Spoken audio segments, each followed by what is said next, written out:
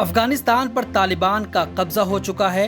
पूरे देश पर तालिबान का राज कायम हो गया है। देश के राष्ट्रपति अशरफ गनी देश छोड़कर ताजिकिस्तान चले गए हैं। आपको बता दें कि 2 दिन पहले उन्होंने कहा था कि हम पूरी ताकत से तालिबान का मुकाबला करेंगे, अपनी सेना की ताकत बढ़ाएंगे और देश छोड़कर कहीं नहीं जाने वाले। अशरफ गनी ने 2 दिन पहले ट्वीट किया था कि मैं उन बुज़दिलों में से नहीं हूं जो देश छोड़कर भाग गए। मैं देश में ही रहूंगा, कहीं नहीं जाने वाला।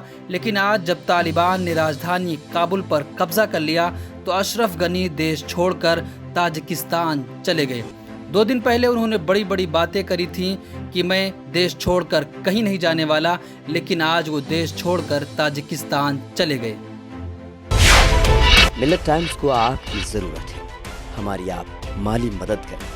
हर महीने सिर्फ 100 रुपये और 1 साल के लिए एक साथ सिर्फ 1000 रुपये। रकम भेजने के लिए यहाँ दिए गए फोन पे, गूगल पे और पेटीएम नंबर का इस्तेमाल कर सकते हैं।